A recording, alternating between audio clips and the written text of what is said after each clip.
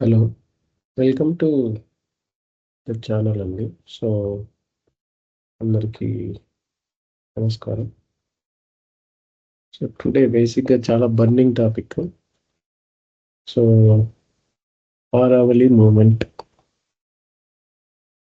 So, ఏమవుతుందో తెలీదు చాలా మందికి. బట్ బేసిక్‌గా ah, supreme court or central government working together ah, ah, for development అనుకోవచ్చు ఆర్ ఎకనామీ ఆపర్చునిటీస్ అనుకోవచ్చు. కానీ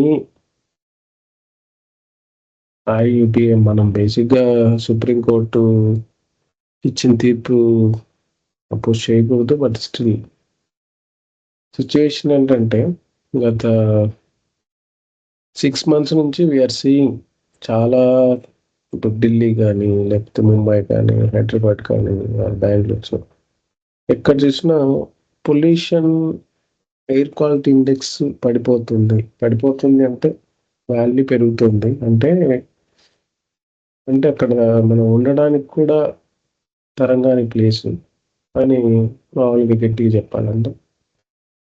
సో, మామూలుగా sustainability science or environmental science ఇలా చదివిన వాళ్ళకైతే బాగా కొంచెం పెయిన్‌ఫుల్ పాయింట్ ఏంటంటే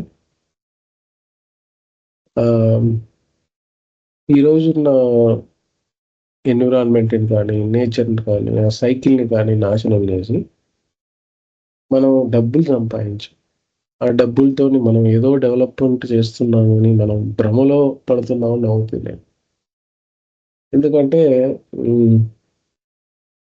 nature you cannot create simply or easily. So, natural రిసోర్సెస్‌ని మనం ఆహ్, ఈ సహజ వనరుల్ని మళ్ళీ క్రియేట్ చేయడము అది చాలా డిఫికల్ట్. ఇప్పుడు మీరు ఫారెస్టు పెంచడం ఎంత కష్టమో, ఆల్రెడీ ఉన్నదాన్ని నాశనం చేయడం చాలా సింపుల్. కాబట్టి ఈవెన్ ఓకే. నేను 1% అనొచ్చు, 2% అనొచ్చు. చాలామంది డివైడ్ చేస్తున్నారు. 1% ఆఫ్ ఆరావళియే కదా! ఆ! అదే గదా! కానీ ఇంపాక్ట్ ఎంత హ్యూజ్ ఉంటదో ఇప్పుడు తెలీదు. సో, ఫ్యూచర్ జనరేషన్స్ ఉంటాయన్నమాట. మనం బేసిక్‌గా దాన్ని ఇంటర్ జనరేషనల్ ఈక్విటీ అంటాం. సో, మన ముందు తరాల వాళ్ళకి ఏమిస్తున్నాం? ఏం చెప్పదలుచుకున్నాం? మీకు మేము డబ్బులిస్తున్నాంరా, డబ్బులతో మీరు వెళ్లి ఆక్సిజన్ సిలిండర్‌లు కొనుక్కోమని చెప్తున్నావా? ఆ! లేకపోతే ఆ! మీరు అపార్ట్‌మెంట్ కొనిస్తున్నాను మీకు. సిటీలో ఎక్కడైతే కాలుష్యం ఎక్కువుందో ఆ! ఇక్కడే ఉండండి. నెత్తిన 2 చెట్లు పెంచుకోండి అని చెప్తున్నావా? ఏ ఏ నాకు అర్థం కానిదేంటంటే ఎన్విరాన్మెంటల్ ఆడిట్ ఆర్ సస్టైనబిలిటీ మీద ఆడిట్ లేకుండా, రిపోర్ట్ లేకుండా నేను 1% కదా! 0.1% కదా! అని అలా కామెంట్ చేయకూడదు. నేచర్ చాలా, చాలా ఇస్తుంది కదా! మనకి. సో, మనకు ఫారెస్ట్‌లు అవ్వచ్చు, వాటర్ రిసోర్స్ అవ్వచ్చు. నాశనం చేయడం చాలా ఈజీ. సో, మనం ఇప్పుడు దాన్ని రీక్రియేట్ చేయాలంటే ఎంత కష్టమో మీకు తెలీదు. ఓకేనా? సో, ఎవరికైనా సరే. సో, ఎంత డిఫికల్టో అది దేవుడికే తెలియాలి బేసిక్‌గా. సో, ఇది యాక్చువల్‌గా మూవ్‌మెంట్ ఈస్ రైట్. అందరూ సపోర్ట్ చేస్తున్నారు. మూవ్‌మెంట్‌లో జాయిన్ అవుతున్నారు. బాగుంది. అట్‌లీస్ట్ ఇప్పుడన్నా చాలామంది యూ నో మేల్కోవడం ఇస్ గుడ్. బేసిక్‌గా చాలామంది అంటున్నారు మేము ఢిల్లీలో బతకలేము. లేకపోతే ఈ ఈ యూ నో ఈ ఆరావళి పర్వతాలను ఇచ్చేయకూడదు అని చెప్పేసి. కరెక్టే. రైట్. కరెక్ట్‌గా వస్తున్నారు. ఇప్పుడిప్పుడు మూవ్‌మెంట్ వస్తుంది.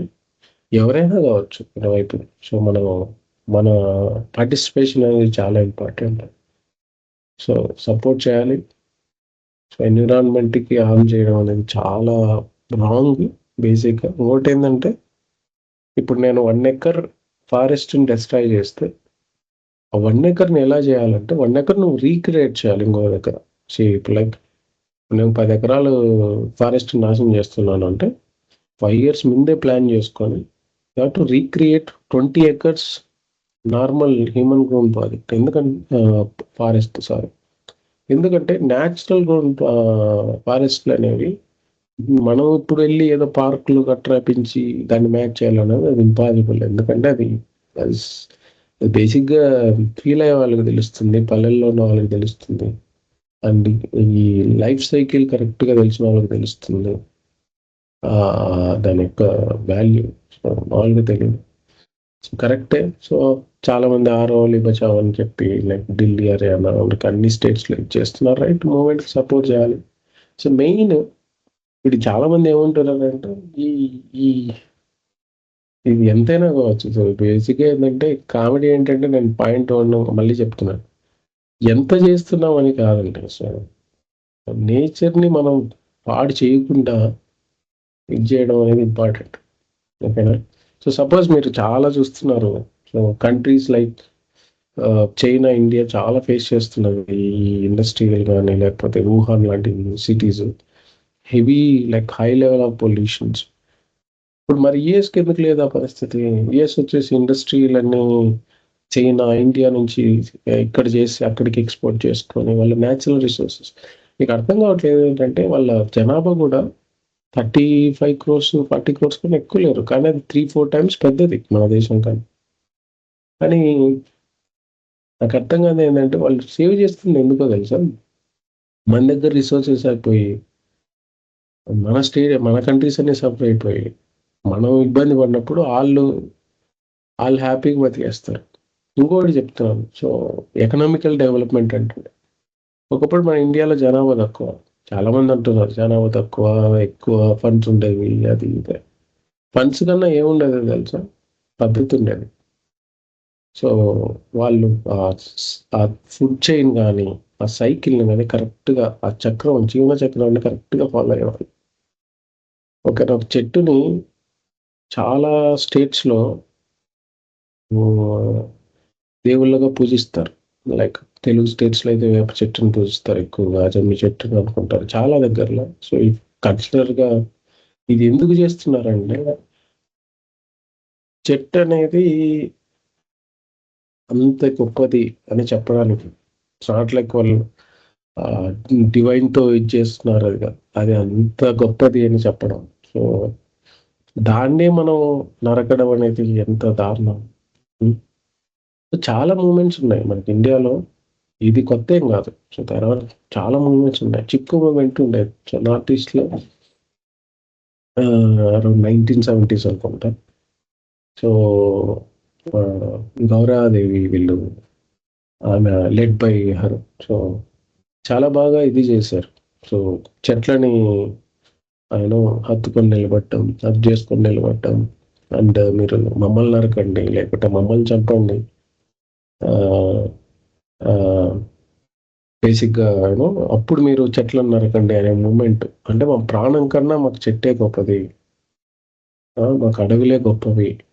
మా యూనో నెక్స్ట్ జనరేషన్స్‌కి మేము డబ్బులివ్వకున్నా పర్లేదు. మంచి యూనో నేచురల్ అంటే ఏమంటారు ఇది లైక్ రిసోర్సెస్ ఉన్న లైఫ్. మంచి గాలిని, మంచి నీటిని, మంచి యూనో ఫారెస్ట్ లేకపోతే అన్నీ.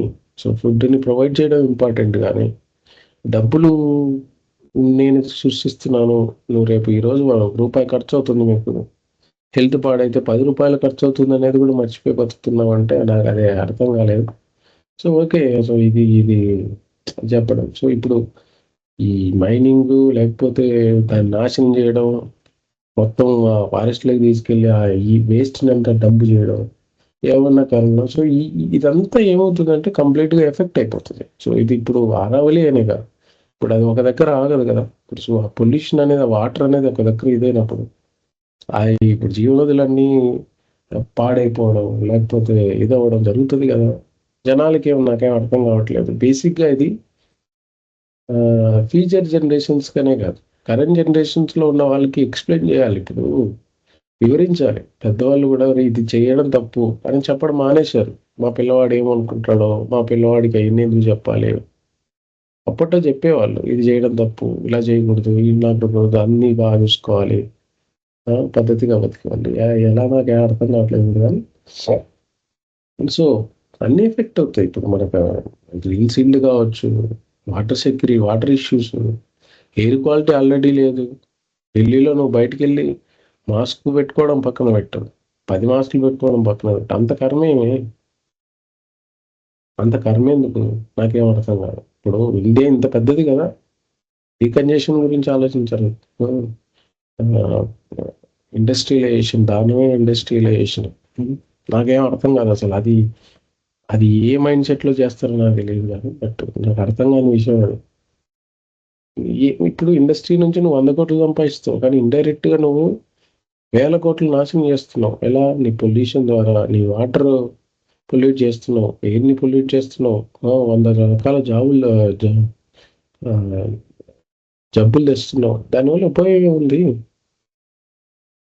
డబ్బులు ఇప్పుడు ఈ ఒకప్పుడు ఈ డబ్బులనే విషయం లేదు. నువ్వు పని చేస్తావు, ఇంకో పని చేస్తాడు. ఎక్స్‌చేంజ్‌లో ఇప్పుడు మీకు ధాన్యం పండుతది. ఇంత హ్యాపీగా బతికే కాలంలోంచి ఇంత ఆర్టిఫిషియల్ వరకెళ్ళిపోయి ఏం చేసుకుంటావు ఇప్పుడు? 100 సంవత్సరాల కన్నా ఎక్కువ బతుకుతావని ఆలోచించా. ఓకే. రైట్. ఇప్పుడు నువ్వు 1000,00,00,000 ఉన్నా కూడా 100 సంవత్సరాల నుంచి బతుకుతావుగా. ఇప్పుడు 110 మహా అంటే మెయింటైన్ చేస్తే ఎల్‌వి. అంతేగాని ఇదంతా దేనికోసం? దానివల్ల ఉపయోగం ఏముంది? సో, ఒకటేంటంటే రెస్పాన్సిబిలిటీ ఉండాలి. మనకొక ఆహ్, నేచర్‌ని కాపాడుకోవాలి మనం. సస్టైనబుల్‌గా బతకాలి. జీవం వృత్తి. అంటే డెవలప్‌మెంట్ ఎలా ఉండాలి? జీవిత విధానం ఎలా ఉండాలి? అనేది నేర్చుకోవాలి. అంతే తప్ప ఆహ్, మనం డెవలప్ చేస్తాం. డెవలప్‌మెంట్ పేరుతో ఏదైనా చేస్తాం. ఏం లాభం? దేనికోసం చెప్పండి? ఇప్పుడు మీరు ఎవరైనా సరే, ఇప్పుడున్న ప్రభుత్వం ఇంకో 100 సంవత్సరాలకు ఉంటుందా? కానీ ఆ అడవులుంటాయి. పర్టిక్యులర్ పర్వతాలు అట్లే ఉంటాయి. ఎవరు ఉండరు. ఇప్పుడు 100 సంవత్సరాల తర్వాత నేను కూడా ఉండను. కానీ అవి ఉంటాయి అలాగే కదా! ఎందుకుంటాయి? దానికి ఒక రీజన్ ఉంటుంది. నేచర్ అది ఏదైనా అనుకోండి. సో, క్రియేట్ అయిన వాటిని మనం డిస్ట్రాయ్ చేయడం వల్ల వి ఇన్వైట్ ప్రాబ్లమ్స్. మన ప్రాబ్లమ్ వస్తాయి. ఏం లాభం లేదు. కష్టం. సో, గ్రీనరీ అనేది ఇంపార్టెంట్. సో, ఇవన్నీ చూడండి. సో, ప్లీజ్ టేక్ గుడ్ పాలిసీస్‌ని క్రియేట్ చేసి స్ట్రిక్ట్ పాలిసీస్‌ని నాట్ ఓన్లీ గుడ్. సో, ఇప్పుడు నేను విన్నదేంటంటే ఆహ్, కొన్ని సిటీస్‌లో లైక్ బెంగుళూరులో గాని ఇక్కడ స్ట్రిక్ట్ రూల్స్ ఉంటాయి. లైక్ సే అట్‌లీస్ట్ నేను చూసిన వరకు జయనగర్, జయపుర కొన్ని ఏరియాస్‌లో ఆహ్, చాలా స్ట్రిక్ట్ ఉంటాయి. లైక్ మీరు చెట్టుని నరకాలన్నా కూడా చాలా పర్మిషన్స్ తీసుకోవాలి. చాలా ఇదుంటది. ఎందుకు అనేది మీకు ఒకసారి ఎందుకలా ఉండాలి? వాళ్ళెందుకు ఆపేస్తున్నారు డెవలప్‌మెంట్ అనే కన్నా ఒకసారి మీరు జయనగర్, జయపునగర్ కొన్ని ఏరియాలుంటాయి. జయపునగర్ గాని కొన్ని ఏరియాలను చూస్తే మీరక్కడ ఉంటే ఒక జస్ట్ 2 డేస్ అలా వాకింగ్ చేయండి. 1 అవర్, 1 అవర్ చాలు. ఎందుకలా చేశారు? ఎందుకలా చేస్తున్నారు? వై దే ఆర్ ప్రొటెక్టింగ్ అనేది మీకు తెలుస్తుంది. హ్మ్. హ్మ్. పర్ఫెక్ట్ ఎగ్జాంపుల్ అండి. సో, మీరు నార్త్ బెంగుళూరు తీసుకోండి, సెంట్రల్ బెంగుళూరు తీసుకోండి. చాలా తేడా ఉంటది. అటు పోతే డస్ట్, డ్రై ఏరియా. మీరు సెంట్రల్‌లో ఉంటే హ్యాపీగా ఈ జయనగర్, జయపుర ఎంత ప్రశాంతంగా ఉంటదో తెలుసా? సో, అంతే మీకు అక్కడే కనిపిస్తది డిఫరెన్సెస్. మీరు మీరు 100,00,00,000 ఇచ్చినా కూడా సడెన్‌గా ఇప్పుడు నేను 100,00,00,000 వేస్తాను, ఇక్కడ నేను కట్టేస్తాను అంటే అది కుదరదు. సో, ఆ ఎన్విరాన్మెంట్ మనం అందరం కలిసి సేవ్ చేసుకోవాలి. ఓకేనా? సో, కొంచెం ఎందుకంటే నేను చాలా బాధపడుతూ పెడుతున్నానిది. ఎందుకంటే ఎక్కడ జనాల ఒపీనియన్ తీసుకోకుండా లాస్ట్‌ని పాస్ చేయడం, లేకపోతే జనాలను ఒపీనియన్ లేకుండా ఏదంటే అది చేయడం. ఇప్పుడు ఓటేసేటప్పుడు జనాల దగ్గరికెలా వస్తున్నారో, ఒక పెద్ద ప్రాజెక్ట్ ఇంప్లిమెంటేషన్ చేసేటప్పుడు జనాల ఒపీనియన్ తీసుకోవాలి. సర్వే చేయండి. సర్వే చేసి చేయండి. ఒపీనియన్ తీసుకోండి. హ్మ్. టాక్స్‌లు కడుతున్నాం గదా! అందరం రెస్పాన్సిబుల్‌గా. టాక్స్‌లు కట్టే డబ్బులే కదా! ఎవరైనా కార్పొరేట్స్ కావచ్చు. ఎవరైనా సరే. సో మనందరం రెస్పాన్సిబుల్గా అరవలి అనే కాదు, ప్రతి కొండను, నదిని, చెట్టును మనం కాపాడుకుంటూ బతకాలి. సో బీ సస్టైనబుల్ ఫ్రెండ్లీ అంటే save save trees, save forest, save the complete cycle అంట. సో దట్ మనం డబ్బులు ఇవ్వాల్సిన అవసరం లేదు ఫ్యూచర్ జనరేషన్కి. అలా చెప్తున్నాం, just be good, do good, give them good environment to live, nature to live అంట. ఓకేనా? థ్యాంక్ యూ అండి.